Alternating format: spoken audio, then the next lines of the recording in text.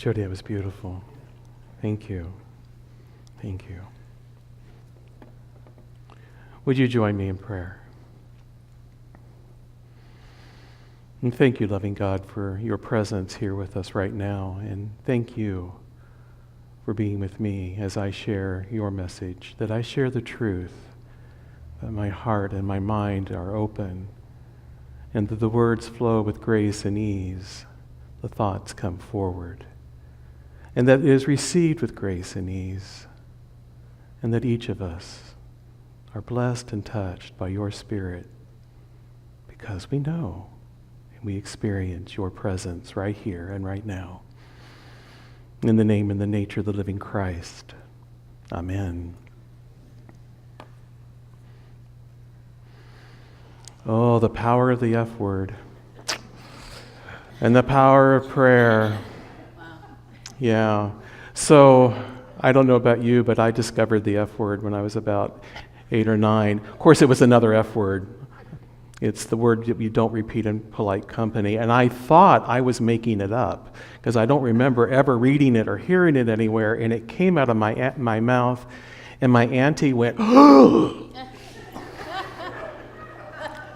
and just said, "Don't ever say that again." And couldn't wait to get home to tell my grandma, who fell back in her chair and admonished me. But nobody told me what that word meant. Now, given my proclivities in life, you probably think the F word means fabulous. But again, we're not talking about that F word. We're talking about forgiveness. Yeah, and it's also a very powerful, powerful word. Ellen Davenport, who wrote Hell in the Hallway, Light at the Door, the book that we're doing in our book study, it says the key to forgiveness is to stop insisting on what ought to have happened, to stop making up stories about how your life should have been different. Isn't that the truth? Because, we create these stories of being betrayed and hurt and abused, and they're very real. Don't get me wrong. They're very real. But it's always about what should have been, and it didn't happen that way, and so we're hurt. And we have to come to this moment of forgiveness. Now, I'm going to explore 2 different kinds of forgiveness, and one is the one that we're really familiar with, and that's traditional forgiveness. And this actual definition came from an academic website, but I thought it was very good. And it says the traditional definition of forgiveness is a willingness to abandon one's right to resentment, negative judgment, and indifferent behavior to one who unjustly injured us, while fostering the undeserved qualities of compassion, generosity, and even love toward him and her. And oftentimes when we talk about forgiveness, that's what we're talking about, isn't it? That we are letting the other person, we're releasing negative energy towards them because they've done us wrong. They have done something very wrong, and we're going to let go of that. We're not going to hold it against them any longer. Now, the metaphysical definition of forgiveness is a process of giving up the false for the true, erasing sin and error from the mind and body. Forgiveness really means the giving up of something. When you forgive yourself, you cease doing the things you should not do. So, true forgiveness is established through renewing the mind and body, through thoughts and words of truth. It is going to the truth of the situation and seeing that it's being in relationship with our higher power. Now, Ellen says every act of forgiveness boils down to self-forgiveness. Now, how can that be? That just doesn't make sense because they are the ones who have done something against us. So how could their actions be my self-forgiveness? How can that be? Well, the two paths to forgiveness. Ellen says, in traditional forgiveness, you believe someone else has wronged you, but you don't want to hold on to the feeling of ill will for the rest of your life. So you let it go of the hatred, disappointment, or anger. And that's something that each one of us has regularly worked on, because forgiveness is a spiritual practice. It is something that we have to practice over and over and over again. Metaphysical forgiveness, this is a little bit more enlightened. You're able to see what happened is perfect for your soul's growth. You've learned from the experience or worked through the issues. You may never label the event good, but you see its gifts. You see, this is when we understand that what we've done is we've made a conscious choice. Rather, we've made a conscious choice to see how we own what is going on. We own our actions in us. Ernest Holmes was the founder of Science of Mind, which is now Centers for Spiritual Living. And he says the universe holds nothing against us. No matter how many mistakes we have made, we are still perfect beings within. There is nothing in the universe that wishes evil to anyone. Nothing. And when we understand that, when we grasp that the universe is not holding one iota of energy necessarily against us, that we have to also understand that being created in the likeness and the image of this perfect and beautiful universe, that we too have that same capacity. We have that same capacity to see ourselves and see others as perfect, complete beings of light and love. It's almost as if saying, we hold nothing against others. No matter how many mistakes others have made, we are still perfect beings. They are still perfect beings within. There is nothing in the universe that wishes evil to anyone. We can claim that for ourselves.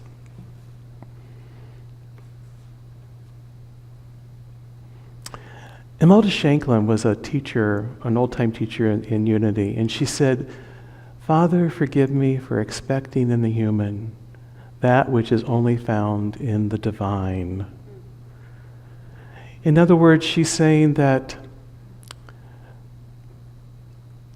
forgive me for seeing the person as less than and not as their perfect and whole being. Forgive me for letting my lower self see their lower self rather than my higher self always seeing their higher self. And Eric Butterworth, one of her students, said, "Note, forgive me. In other words, I have sinned by expecting in the human of the person something that can only be found in the Christ within the individual. I must take responsibility for my attitudes. I must take responsibility for my attitudes. I am responsible for every thought, feeling, and action that comes out of me. It may not appear or feel that way sometimes, but truly, I am driving the destiny of my life. And in doing that, when I have deemed someone else as being wrong, I've made them wrong. Now, granted, what they did, possibly and truly, may have not been up to their highest, well, probably to their highest good, but not to the highest self that we want them to be, truly. Truly, people often disappoint us. And we have had our moments when we have disappointed others. But what they are saying in this is that we see past that. We see past this lower self to the higher self. And our higher self acknowledges their higher self. And we take responsibility then for whatever has transacted. And we take responsibility for what we do with it. This is from Ed Rabel, who was also a teacher of unity. He reminds me of an evangelist, though, the way he would talk. He said, the true spirit of Jesus Christ is continuous forgiveness of sin. Continuous, all the time. That's the true spirit that we've come into. If you avail yourself of the privilege of limiting the amount of forgiving you're going to do, you must take what comes with that privilege. So you always have that option not to forgive, not to fully let go, not to see them as their high self. If you're really seeking Christ consciousness, then you must forego the privilege of limitations.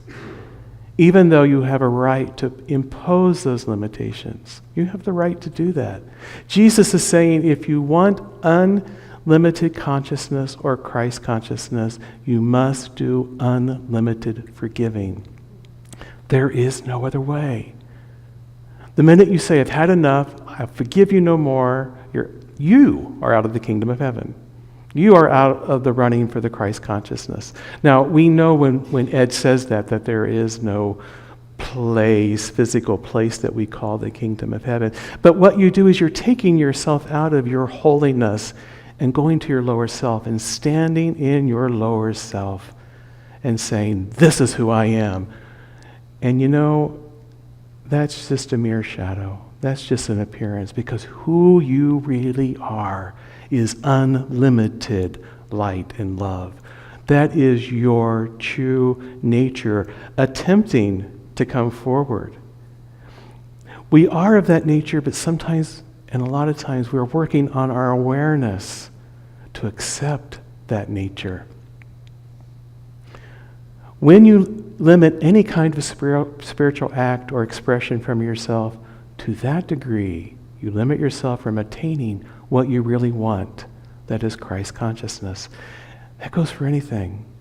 You know, when we limit ourselves to, in how we give, if we limit ourselves to how we give, that is all we are going to get, is our limitation. When we are open to giving to the world, when we are open to serving the world and sharing love in the world and being an expression of light and love at all times, that's what we get back. The power of forgiveness. So most of us know that October 2nd, 2006, there was a real tragedy in the Amish community, that 10 girls were taken in their schoolroom while the other girls were left, and each one was shot execution style, and 5 of them died. And it was a horrible, horrible event for a community that is extremely peace-loving, who means no harm in our world whatsoever. And yet, in the midst of that was such great love, was such great healing, was such a great example to the world of how to handle such a horrific act. Within hours, the Amish community forgave the killer. They appeared at the home of the assassin's family with food and flowers and prayers. At the funeral, over half of the people who were in attendance were from the Amish community. Not only that, many of them were the parents of the slain girls. They were there to offer an extreme expression of forgiveness. One of the fathers of the slain daughters said, "Our forgiveness was not our words, it's what we did." The teachings of Jesus Christ is to love your enemies, reject revenge, and leave vengeance in the hands of God. Forgiveness means giving up the right to revenge. And in their view, forgiveness is their duty. One of the bishops said, "Forgiveness is the only thing that Jesus underscored in the Lord's Prayer." It's that powerful. It's that important. And forgiveness means not holding a grudge, because the acid of bitterness eats the container that it holds, said one of the farmers. Profound act of forgiveness at a time that would have sent others enraged and wanting revenge. They started a fund to assist the widow and her family. They helped in any way they could. It didn't mean that they didn't suffer, because they did. They suffered very much. But part of their spiritual practice is letting go, is to see that higher self. Not to condone what happened in any way, shape, or form, but to see the higher self. And my guess is it took a lot of prayer for them. Mark 11:25, whenever you stand praying, forgive if you have anything against anyone, so that your Father in heaven may also forgive your trespasses. We cleanse our minds so that God can cleanse us. We let go. Ben Jamison says we are already in perfect rapport with the universe. Our appearance, our awareness is that all is missing. So we're in perfect rapport. We just don't have the awareness that we're in perfect rapport. Prayer helps us fill your consciousness bucket in the way you desire. We are the light of the world. We already possess all the attributes of divinity. And Ellen Davenport, the author of our book, says prayer is focused thought that moves the creative energy of the universe. Affirmations don't make something true. They remind us of what already is true. How the universe works and who you really are as a spiritual being. And then we also need to be praying for others. As others are in their hallway and they're going through whatever challenges they may be going through, we hold them up in light and love because we see that higher self. This isn't an act of sympathy or pity. This is an act of our higher self seeing their higher self and lifting them up, holding the vision for them. That's what we do as a community. We all go through our challenges, and sometimes we even talk about them. Unity people don't talk much about their challenges, but sometimes we even talk about it. And when we do, we're not there to say, oh, so sorry, although we are. We're there to hold them up and lift them up and love them through the experience, knowing that on the other side of whatever energy or activity is going on in their hearts and their minds, that healing is coming forward, that wholeness is being restored, that whatever they are experiencing in that moment is temporary. So Ellen gives us some prayers for the hallway. We use some of these in the Phoenix Project, Ellie. Reveal what needs to be revealed and heal what needs to be healed. This could be a really dangerous prayer because we are really opening ourselves up, aren't we? To ask God, ask the universe to reveal to us what needs to be healed and to give to us the strength and the power to be healed. To lead me where you need me and speak to me in ways I cannot possibly understand. To lead me to that place where I need to be healed and speak to me. And even if I don't understand it, open my heart and open my mind. Because show me the good. Show me the good in the situation. That should be always our challenge to the universe. When a challenge comes our way, we should say, show me the good. I want to see it. I know it's there. I'm not feeling it right now, but I know it's there and I want it.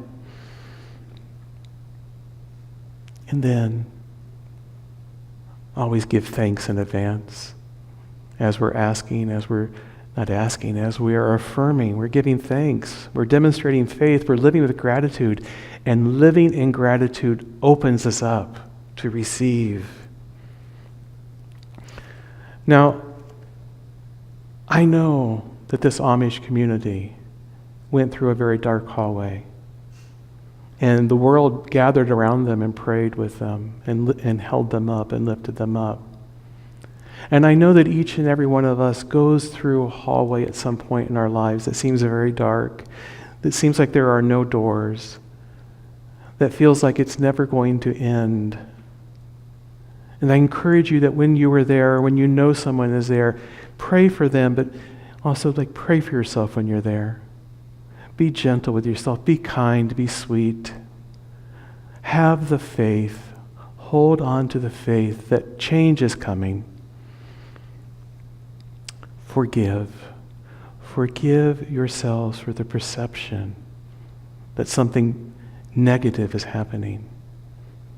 Hold on to the faith that whatever this is, it's constructive. It's regenerative. It's a power in our lives. It's a gift in our lives to change and to grow. Those aren't always our favorite words, are they? But there we have it. Will you join me in prayer? Thank you, loving God. Thank you for the power and the opportunities to change and grow. We affirm that we are always open for these changes and growth to be done with ease and grace, and that they are gentle. And in those moments when they don't appear that way, that you are sending us the love and the support, that our hearts and minds open to receive the gifts of the moment. And for that we are so grateful. Amen.